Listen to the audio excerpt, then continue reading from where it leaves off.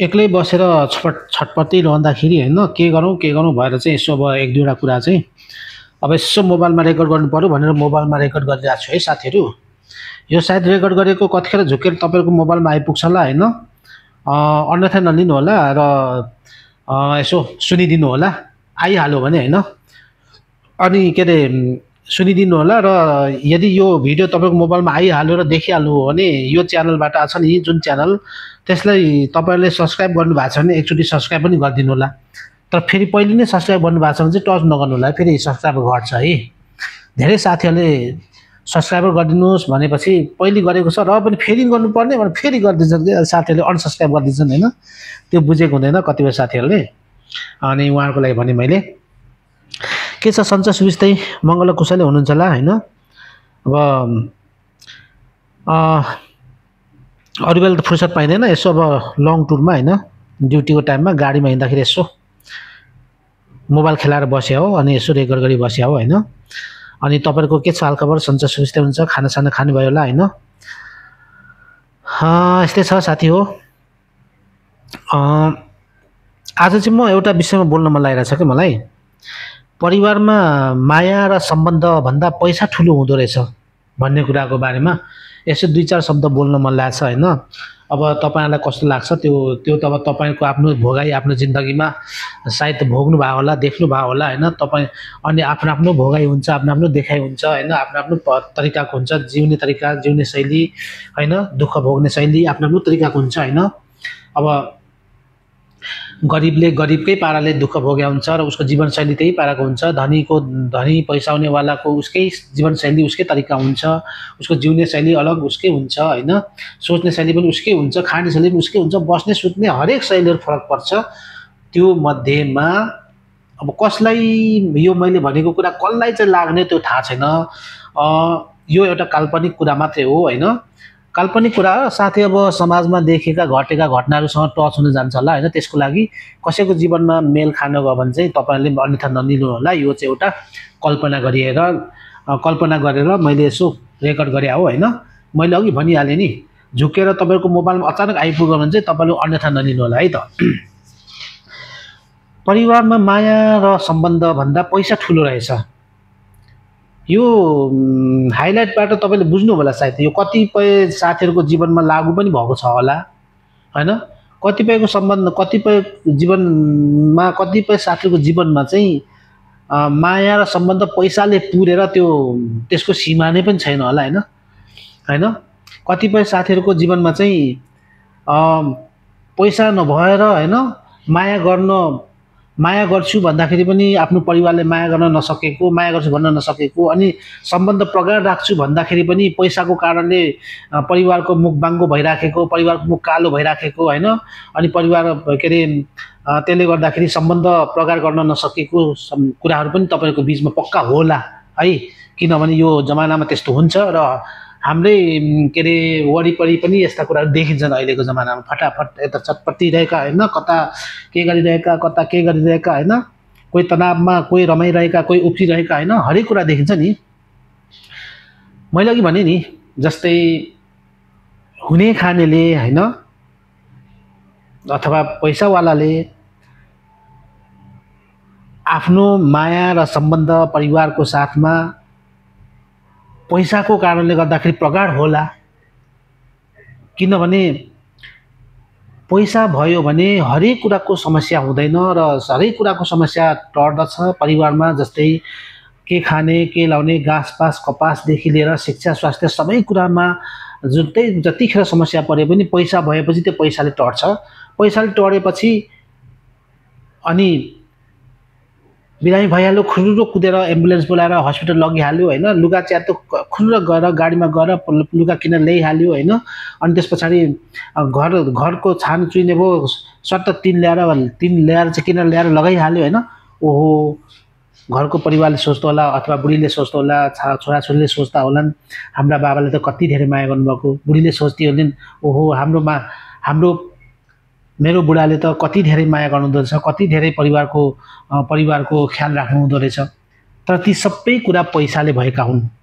कतिपयको जीवनमा यो लागु भएको छ पक्का पनि, तर त्यही परिवारको पल्लोपट्टि बस्ने घरको छानो चुहिएको छ, बर्खमा चाहिँ प्लास्टिकले छोपेको छ चुहिने ठाउँमा, अनि तल भुइँमा पानी झर्छ भनेर के अरे भाँडो थापेर राखेको छ वर्षायाममा। अनि उसले जति उसको चाहना र इच्छा भए पनि उसले त्यो घरलाई छाउन सक्दैन, किनभने उसँग पैसा छैन। अनि घरको बुढीको साडी च्यातिएको छ, चोली उद्रिएको छ होइन, चोली च्यातिएको छ, तर पनि उसले त्यो नयाँ चोली किनेर दिन सक्दैन।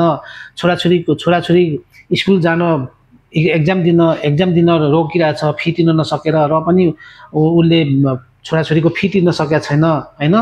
छोरीको चप्पल फाटेछ खुट्टाको, किनिदिन सकेका छैन उसले। तर त्यहाँनिर परिवारले के सोच्छ सोचेको हुन्छ भनेपछि, हाम्रो बाबाले अथवा मेरो बुढाले हामीलाई ख्यालै गर्दैन, मेरो चोली उद्रिसक्यो एउटा चोली किनिदिँदैन, एउटा साडी फाटिसक्यो साडी किनिदिन सकेका छैन होइन, घरको छाना चुहिएर राति सुत्न सकिँदैन पानीले, त्यो छाउन सकेका छैन, हामीलाई यस्तो पानीमा भिजाएर राखेको छ होइन। अथवा छोरीको चप्पल चुट्या छ, स्कुल जाँदा चप्पल छैन, फी तिर्न नसकेर एक्जाम दिन पाएन, खै त हाम्रो ख्याल गरेको भन्ने भावना त्यो परिवारमा आउँछ। तर त्यो के कारणले गर्दाखेरि भन्दाखेरि त्यो पैसाको कारणले। यदि पैसा भएको भए त्यो परिवारको सदस्य, त्यो परिवारको गार्जियनलाई पनि होइन छोरीको चप्पल फाटेको किनिदिनु मन लागेको थियो होला, किन लाग्दैन? अवश्य लाग्छ। बुढीको चोली उद्रिएको थियो होला, त्यो अर्को सिलाइदिने उसको चाहना हुन्थ्यो होला, किन हुँदैन? हुन्छ। तर त्यहाँनिर के देखिन्छ भन्दाखेरि ऊ गरिब भएको कारणले, उसँग पैसा नभएको कारणले गर्दाखेरि परिवारमाथि उसले माया र सम्बन्धलाई प्रगाड राख्न सकेको छैन।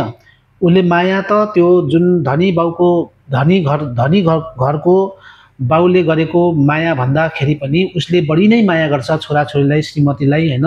तर के गरोस् त, उसको हातमा पैसा नभएपछि, उसले त्यो पैसा जुटाउन नसकेपछि माया मात्र, मनमुटुदेखि माया मात्र गरेर नहुँदो रहेछ होइन। सम्बन्ध प्रगाड राख्नलाई माया गर्नुपर्ने हुँदछ, माया गर्नलाई पैसा चाहिने रहेछ होइन। पैसा नभएपछि उसले के गर्छ त भन्दाखेरि उसले जतिसुकै माया गरे पनि त्यो माया त्यो परिवारले देख्दैन। उनीहरूले के सोच्छ, छोरीले के सोच्छ, सिधै कुरो मेरो एउटा चप्पल किन्दिन नसक्ने बुवा होइन, माया नगर्ने रहेछ, अथवा मेरो स्कुलको पढाइ बितिसक्यो, मलाई फी तिर्नु भएको छैन। बुढीले सोच्ने होला, यस्तो मेहनत कष्ट गरेर पनि एउटा चोलीसम्म किनिदिन नसक्ने बुढा, के माया गरेको भन्नु होइन। सम्बन्ध त्यहाँनिर प्रगाड छैन। त्यसले गर्दाखेरि जहाँ पैसा छ त्यहाँ सम्बन्ध र माया हुने रहेछ, जहाँ पैसा छैन त्यहाँ मुखको माया र सम्बन्धले त्यो पारदर्शी नदेखिँदो रहेछ समाजमा होइन। समाजमा यस्तै खालका घटनाहरू धेरै घटिरहेको हामी देख्छौँ होइन। जस्तै मैले अघि उदाहरणको लागि भने, एउटा धनी बाउको छोराछोरी र एउटा गरिब बाउको छोराछोरीमा त्यस्तो खालको असन्तुलनता हुन्छ होइन। अनि त्यो असन्तुलनता हुन्छ र त्यस्तो समस्याहरू हाम्रो वरिपरि गाउँघरमा घटिरहेका हुन्छन्। त्यसले गर्दाखेरि यो एउटा मेरो चाहिँ आफ्नो एउटा मनमा लागेको कुरा मैले रेकर्ड गरे मात्रै हो। तपाईँलाई कस्तो लाग्छ, तपाईँले पनि आफ्नो प्रतिक्रिया दिन सक्नुहुन्छ। यदि यो च्यानल तपाईँले हेर्दै हुनुहुन्छ भने मैले अघि पनि भनेको छु, एकचोटि फेरि पनि भन्छु, यदि तपाईँलाई राम्रो लाग्छ भने एकचोटि सब्सक्राइब गर्नुभएको छ, सब्सक्राइब गरिदिनु भए हुन्छ, सब्सक्राइब गरिदिनु होला भन्न चाहन्छु। र यसै सिलसिलामा आएर हाम्रो परिवार बिचमा पनि, जस्तै श्रीमान श्रीमती बिचमा, छोराछोरी बिचमा होइन, आमा बुवा बिचमा होइन, अथवा परिवार सङ्गोल परिवारकै बिचमा यस्ता कुराहरू धेरै आइरहेका हुन्छन्। र यस्ता कुराहरूलाई हामीले निमठ्यान्न पार्नको लागि चाहिँ अनेकौँ कसरत मेहनत गर्दाखेरि पनि कतिपयले सकिरहेका हुँदैनन् होइन, सकिँदैन। त्यो नसक्नुको कारण चाहिँ के हो भन्दाखेरि अब भाग्यलाई दोष दिने होला, भाग्यमा जे थियो त्यही हुन्छ भन्ने होला होइन। गर्छु भन्दाखेरि पनि नभएपछि के गर्ने त, गर्छु भनेर मरिहत्ते गरेर खटिरहेको हुन्छ होइन। खाली खुट्टा दौडेर दिनरात नभनिकन, असिना पानी नभनिकन खटेर बस्दाखेरि पनि, खटेर काम गर्दाखेरि पनि ती समस्याहरू समाधान हुन सक्दैन भने गल्ती त भाग्यकै होला होइन। गरिब हुनु नै गल्ती होला। तर जबसम्म परिवार बीचमा माया र सम्बन्ध अटुट रहन्छ नि, चाहे मुखबाट निस्केको मिठो बोलीले माया र सम्बन्धलाई प्रगाढ बनाइराख्छ नि, त्यसले नै पैसाको रापभन्दा त्यो माया र सम्बन्धको राप ठुलो हुन्छ। र त्यो पैसा भन्ने कुरो भोलि कमाउला भन्ने एउटा उखान छ, हात कमाइला सुनका थैला के गर्नु धनले भन्ने एउटा एउटा छन्द कविता छ हैन। तर यो कविता धेरैजनाले वाचन गर्छन् र धेरैजनाले यसको व्याख्या विश्लेषण पनि गर्छन्, तर यो कविताले मात्र पेट नभर्ने रहेछ। पेट भर्नलाई त पैसा चाहिने रहेछ, पैसा कमाउनु पर्ने रहेछ, र परिवारको माया पाउनलाई र सम्बन्धलाई प्रगाढ बनाइराख्नको लागि पनि हाम्रो नेपालको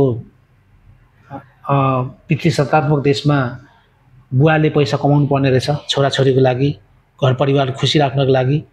पैसा भए सबै कुरा खुसी हुने रहेछन्, र घर परिवार पनि खुसी, छोराछोरी पनि खुसी, समाजमा पनि नाम र इज्जत रहने रहेछ। पैसा भएपछि ओहो फल्नासँग त यति पैसा छ भन्ने हैन। अनि पैसा भएपछि सबैले मान्ने, पैसा नभएपछि कसैले नमान्ने। छरछिमेको त कुरै छोडौँ, पैसा नभएपछि घरको बुढीले नमान्ने, छोराछोरीले कुरा नसुनिदिने हैन। पैसा भएपछि त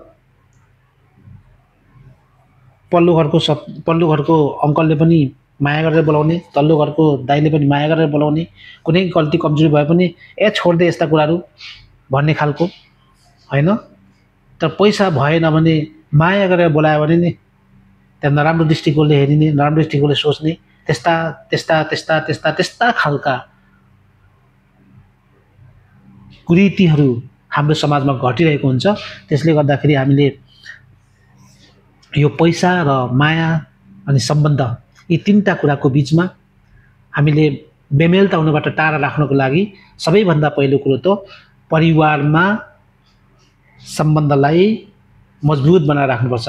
परिवार बीचको सम्बन्ध मजबुत रह्यो भने मात्र हाम्रो यी सबै कुराहरू पक्का हुन्छ र सबै कुराहरू एकदम मजबुत भएर जान्छ। त्यसले गर्दाखेरि तपाईहरू जो कोही पनि, विशेष गरी युवा युवतीहरू अहिले तपाईहरू प्रेम सम्बन्धमा हुनुहुन्छ भने मलाई पैसा चाहिँदैन, तपाईँको प्रेम चाहिन्छ भनेर केटीले भन्छ। यो पहिलो कुरा हो।